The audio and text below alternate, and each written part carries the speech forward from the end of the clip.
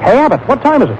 It's time for the Abbott and Costello Show. We're on the air in Hollywood. Well, what are we waiting for? Let's go with the Abbott and Costello Show.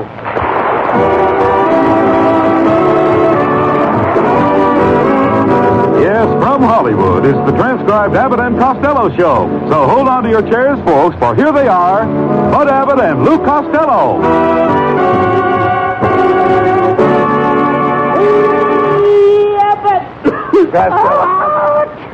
Stella, where did you catch that terrible cold? I went out with Susan Miller last night in her car. Well, how did you get the cold? She made me walk home. Well, you better not work tonight. You better rest your voice. It's pretty weak. Oh, no. I'll yell my jokes twice as loud so everybody can hear. No, not that! Anything but that! How much can a human being say? What a sneaky guy. Well, this all serves you right. Always running out with girls, Costello. Do you want to be known as a guy who thinks of nothing but girls? Why? Is there another kind? You dope. You know nothing about women. That ain't my fault. I'm at that in-between age. In-between age? Yes, I'm too tall for keyholes and too short for transoms. Costello, didn't your father ever tell you about birds and bees? Yes, he had to. He didn't know anything about girls. What a dope. What are those gloves you always carry around with you? They belonged to my old girl back in Patterson. Why don't you throw them away? What? Throw away Mary Boswell's gloves? There's too much sentiment attached to them, Abbott. Those are the gloves she wore the night she knocked out Tony Galento in the fourth round. Well, you're an idiot, a moron, an imbecile, and a jerk. Isn't that marvelous, Abbott? I'm more versatile than Orson Welles. Oh, quiet. You beef up this kind of talk, and the native Californians are not going to... They're going to hate you, really. Oh, yeah? You think so? Yes, Oh, no, they won't. You don't know these Californians. You don't even know what a native Californian is. Oh, yes, I do. A native Californian is a girl who comes from Topeka, Kansas. Marries a man from Cedar Rapids, Iowa. Walks out on the street, gets hit by a car from Phoenix, Arizona, and gets a blood transfusion from a Boy Scout from Glendale. Well, if the California traffic is too heavy for you, why don't you move back to New York? Oh, it's much worse back there, Abbott. Oh, they even made a big movie about a guy walking across the street in New York without even getting hit by a taxi. Now, what was the name of the picture? A Miracle on 34th Street. Never mind the traffic. Where were you all afternoon? Abbott, I found a swell place. No kidding. It's called Arthur Murray's Dance Studio. The minute I walked in, a beautiful blonde grabbed me. We danced for 2 hours. Then we sat down and had tea and cakes. Then we danced for 3 more hours. Then I put my hat on to go, and she stopped me and said, "How about some money?" What did you say? I said, "Oh, I never take money from girls, but if you want to, you can send me a couple of ties." You idiot. You idiot. That's a dancing school. They got $5 an hour. Did the girl teach you any new dances? No, but I taught her one. It's my special dance for crowded dance halls. I call it the elevator dance. Elevator dance? Mm-hmm. What kind of steps do you use? No steps. Just grab the girl, stand in one place, and go up and down. Up and down. I'll bet I'll bet that girl was glad to see you leave. She was not. She wanted to make a date with me for tonight. She says after work. She says after work. I can't read the next line. Why am I lost? She was not. She wanted to make a date with me for tonight. She says after work she's a taxi dancer. Are you going to meet her? No, you can't have no fun dancing in a taxi. But that leaves you without a date tonight. No, I'll get one. How? Like I always do. Me and my dog stand out in front of the Palladium and I whistle. If it's a dog, he gets her. If it's a girl, I get her. And if nobody comes, we go inside the dog and I dance together. Shame on you whistling as girls. Don't you know you get your face slapped that way? Yeah, they get some pretty good dates, too. Hello, boys. Well, it's Susan Miller. There are policemen swarming all over the place. What's wrong? Well, they're looking for a peeping Tom that's been peeking in the dressing rooms of the girls at Earl Carroll Theater. From the top of this building. Oh, I'd hate to be the guy. I'd hate to be that guy when the police catch up with him. You said it. Excuse me a minute. Where are you going? I'm going to go out and sell my binoculars. You're just like a little kid. I think I'll get you a doll and some games. Just get me the doll. I'll think of my own games. Costello, there's no way to talk to Susan. She's trying to be nice to you. I'm sorry, Susan. And if you come over to my house tonight, I'll shoot you a game of billiards. I've got a new billiard table. But I never played billiards. How do you play it? Are you sure you don't know how to play? No. Well, you stand close to the table like this. Then you put your arms around me like this. And I put my arms around you like this. Then you squeeze me tight like this. Then I squeeze you tight like this. Wait a minute, Costello. Wait a minute. That's not the way you play billiards. It's not? No. How do you like that? Every year they change the rules. You know, I've got a better idea, Costello. A bunch of us girls are giving a friend of mine a shower tonight, and I'd like to have you come over. What for?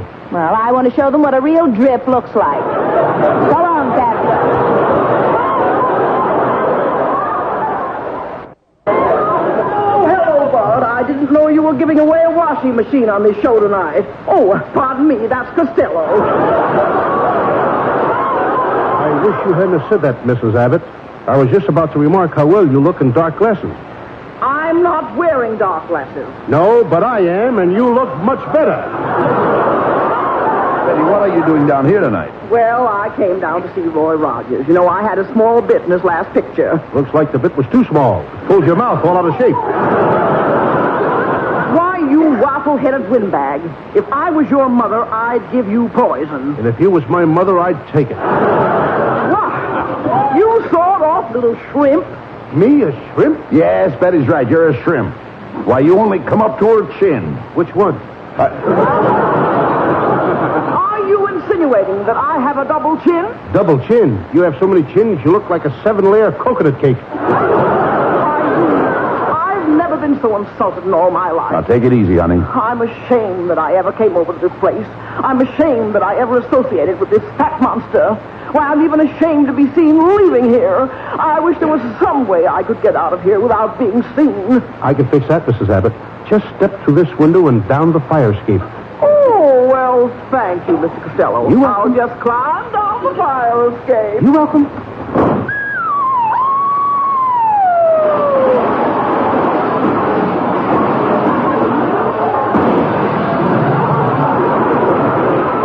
Costello, what happened? I just thought we ain't got no fire escape. Shouldn't have done that, Costello. Playing a trick like that on my wife. That's very dangerous. Yes, I never thought of that. It is dangerous. Certainly. Sure, she might have landed on an innocent bystander.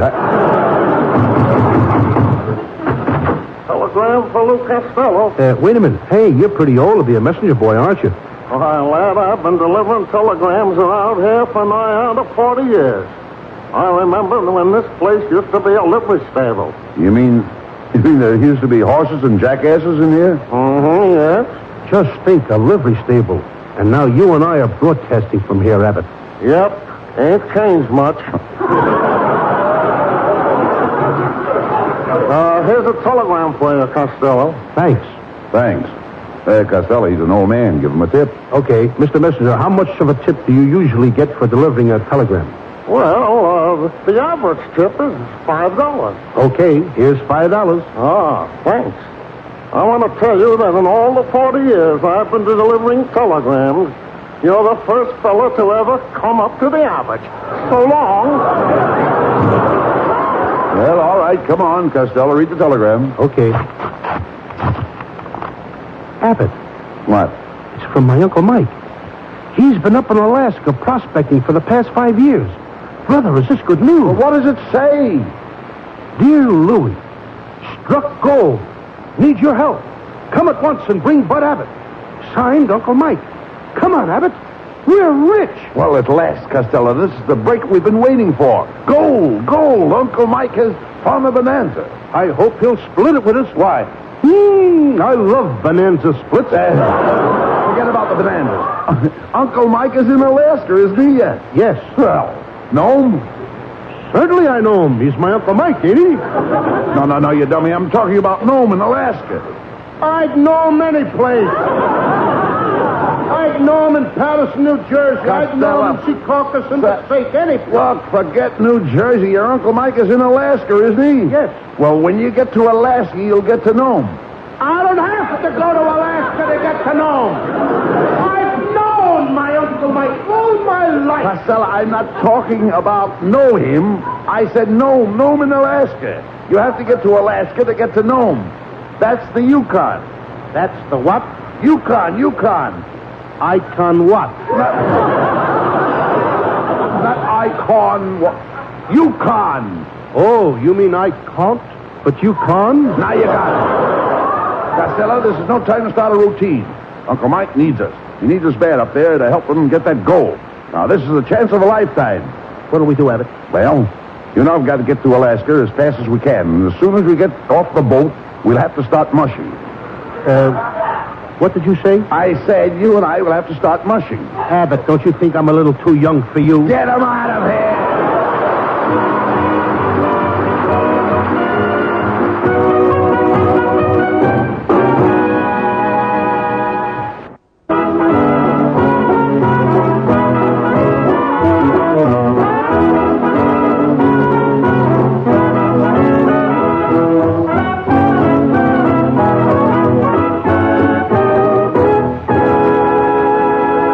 Well, Costello, come on, let's get packed. We're going to Alaska and sharing your uncle's mine.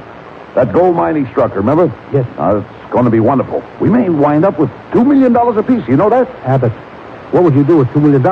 First, I'd buy a used car. And what would you do with the other million? You please talk sense. Remember, in Alaska, we may run into a lot of icebergs. I know all about icebergs. I used to go steady with a girl who was an iceberg. Now, wait a minute. How could a girl be an iceberg? An iceberg is a great big cold thing that you couldn't even budge. That's her. Hey, wait a minute. What's that bottle you're putting in your bag? I beg your pardon? What's that bottle you're putting in your bag? Some perfume. I'm taking along in case I meet a beautiful Eskimo girl. It's called New Dot. What's New Dot? Nothing much. What's new with you? You dummy. I don't know why your Uncle Mike picked you to share his gold and called you his favorite nephew. There are 3 reasons, Abbott, why I'm his favorite nephew. First, I'm honest. Second, I'm intelligent. And third, I'm his only nephew. Come on. I don't think you will do it. Come on. We're off for Alaska and gold.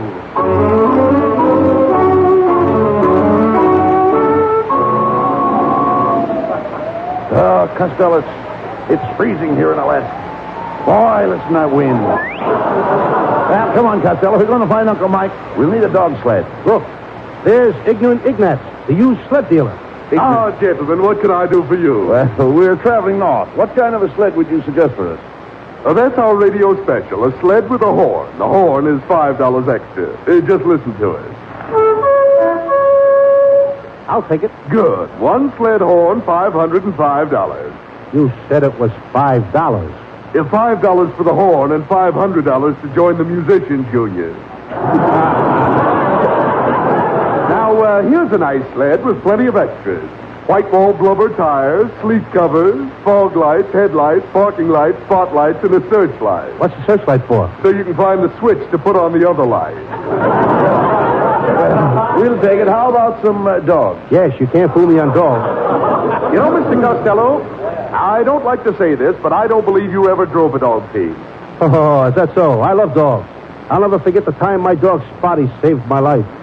It's a sad story. Would you like to hear it? No. Then I'll tell it to you.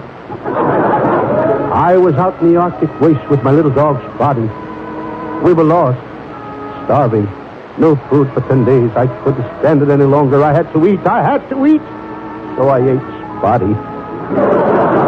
Every last bit till there was nothing left. Just his little bones. And that was the saddest touch of all. I thought to myself, my wouldn't Spotty have enjoyed those bones? Well, we're wasting time. We've got to find Uncle Mike and his gold. We'll take this dog sled, Mr. Icknick. Come on, Costello. We're off on the trail of gold. Come on.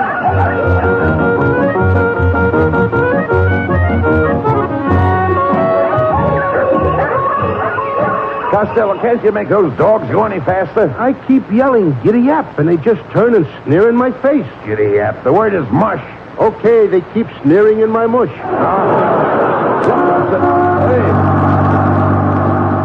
Costello, that's a Los Angeles bus. What's it doing up here in Alaska? It must be the bus that runs to the Los Angeles city limits. There's the Lucky Seven Saloon. Let's go in and get warm. Come on, Abbott. What? I don't like the looks of that saloon. There's a tough guy hanging out in front of it. Well, lots of guys hang out in front of saloons. On the end of a rope? Come on, hop off that sled and let's go in. Hey, look at all the Eskimos in here, Costello. And they're all dressed alike. I wonder how you can tell a girl Eskimo from a boy Eskimo. Abbott, if the Eskimos ain't complaining, why should you? Say, there's one of those Alaskan dance hall girls. She's beautiful. Look at that dress she's wearing. It's made out of gold pieces. Yeah, it sure is. Look, she's got $5 gold pieces around the bottom, $10 gold pieces around the hips, $20 gold pieces around the waist. Quit staring, Abbott. Anybody would think you never saw a $50 gold piece before. Costello, when we find your Uncle Mike, we'll have plenty of gold, too. You'll be rolling in gold. Well, did I hear you say gold? Come here, Chevy. I want to kiss you. I'm Maisie. I'm woozy. I'm crazy about you. Why? Because I'm a woman and you're a man. You understand? I'm a woman and you're a man. Well, what are you going to do about it?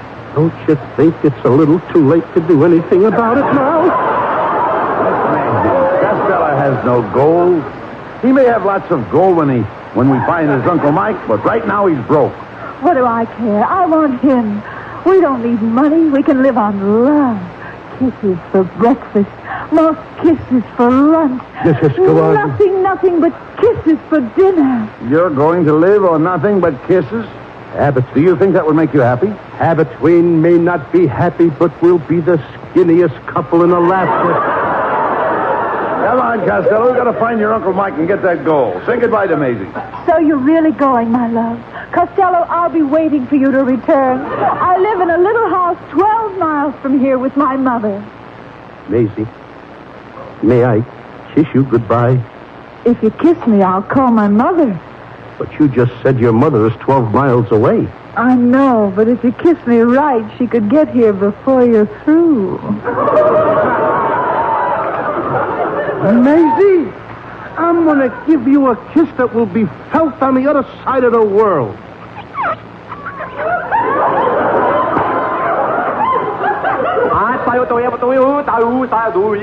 How do you like that? I didn't think I could do it. Come on, Costello. We've got to find Uncle Mike.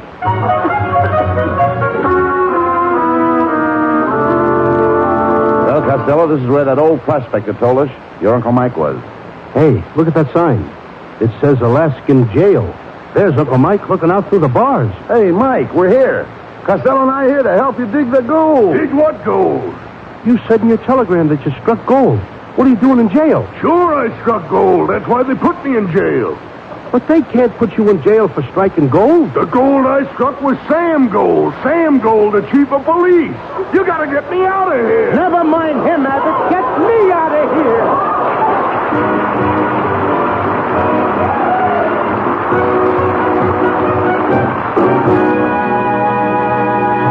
Susan Miller with Matty Malnick's orchestra point the way to the people's choice. Love is just around the corner.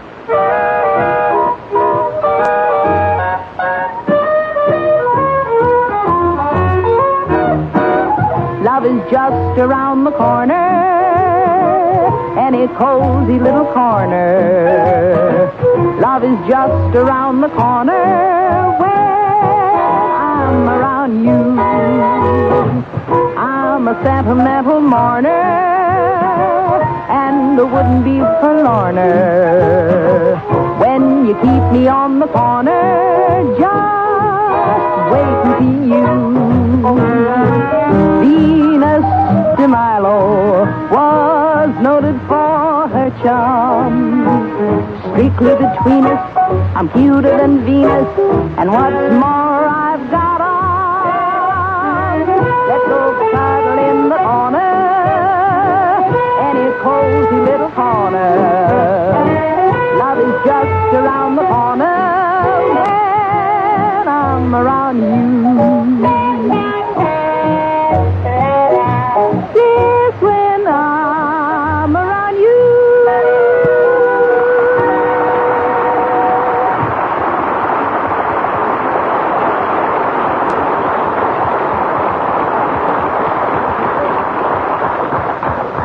And now here are Abbott and Costello with a final word. Well, your Uncle Mike certainly turned out to be a bust. Just like the rest of your family. Oh, I don't know. My Uncle Henry is a pretty smart guy. He once tried to think of a name for a candy bar. He thought, and he couldn't get a name. Then one day the phone rang. It was his wife. She said, "Oh, Henry, drop dead." And then and there he got the name for the candy bar. What did he call the candy bar? Drop dead. Good night, folks. Good night to everybody in Paris.